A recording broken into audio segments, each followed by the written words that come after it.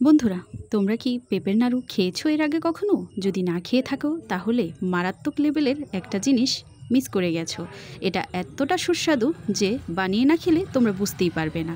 আমি আগে ভাবতাম শুধুমাত্র নারিকেল দিয়েই নাড়ু হয়, কিন্তু পেঁপে দিয়ে যে এত সুন্দর নাড়ু হয় এটা কখনো ভাবতেও পারিনি।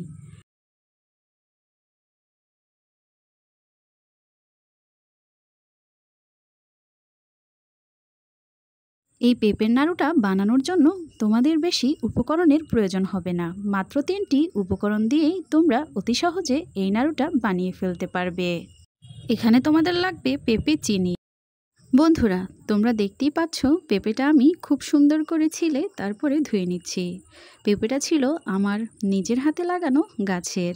কি সুন্দর সবুজ, দেখলেই একদম মনটা ভরে যায়। তো এখানে আমি নিয়ে নিয়েছি পেঁপে কোচানোর জন্য মেশিনটা। এই মেশিনটা দিয়ে আমি পেঁপেটাকে একদম কুচি কুচি করে নেব। আমরা তো নারিকেলটা কুড়িয়ে থাকি, কিন্তু এখানে আমরা পেঁপেটা আর কোড়াবো না। পেঁপেটা এই মেশিনের সাহায্যে একেবারে কুচু কুচু করে নেব।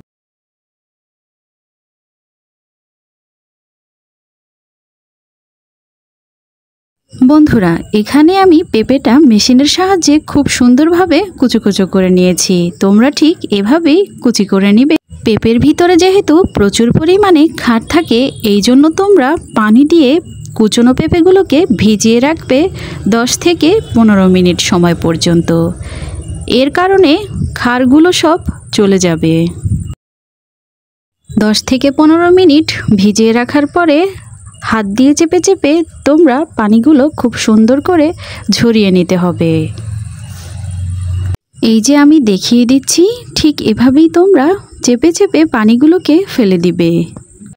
তারপর পেঁপেগুলোকে অল্প একটু সিদ্ধ করে নিতে হবে। খুব একটা বেশি সেদ্ধ করা কিন্তু যাবে না, একদম বেশি সেদ্ধ না, আবার একদম কমও না। মিডিয়াম পর্যায়ে একটু জাল করে নিতে হবে। আমি এখানে আগে থেকে চিপে পানিগুলো ঝরিয়ে রাখা পেঁপেটা দিয়ে দিচ্ছি। এরপর 3 মিনিটের মতো একটু জাল করে নিলেই হয়ে যাবে।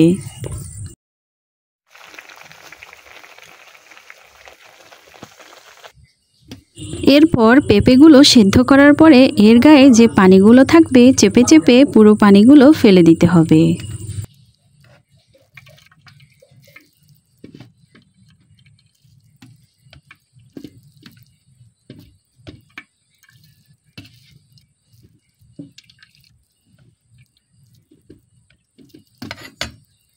শিরাটা ধরার জন্য আমি এখানে কড়াই বসিয়ে দিয়েছি আর নিয়ে নিয়েছি পরিমাণ মতো চিনি।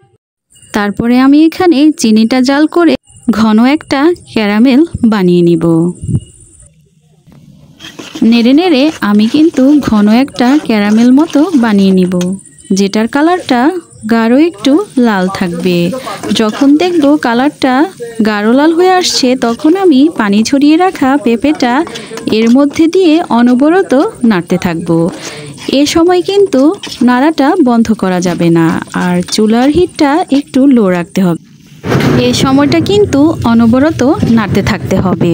নাড়াটা কিন্তু কিছুতেই অফ করা যাবে না, তাহলে নিচ দিয়ে চিনির যে ক্যারামেলটা আছে ওটা লেগে একদম পুড়ে গিয়ে তেতো হয়ে যেতে পারে।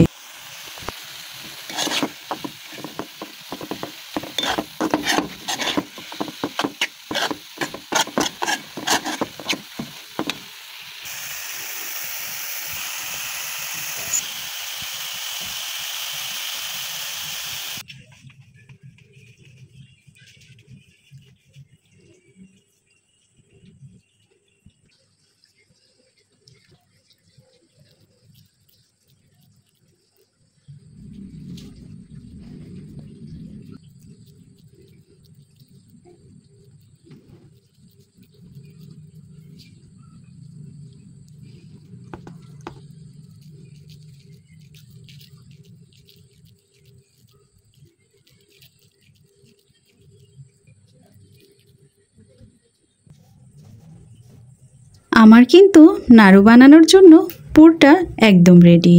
এখন আমি চুলা থেকে নামিয়ে নিয়েছি। যখন একটু হাতে সরার মতো ঠান্ডা হবে, তখন গোল গোল করে নাড়ুগুলো আমি বানিয়ে নিব।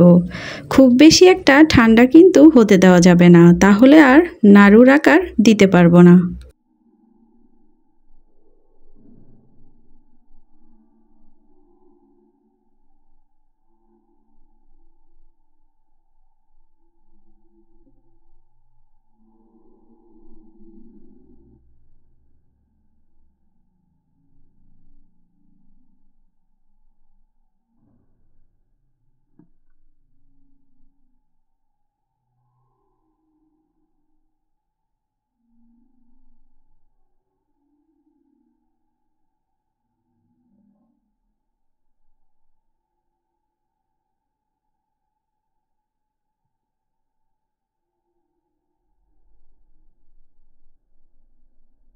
এভাবে তোমরা ঘরে বসে অতি সহজে পেঁপের নাড়ু বানিয়ে খেতে পারো। এই নাড়ুটা খেতেও দারুণ মজাদার।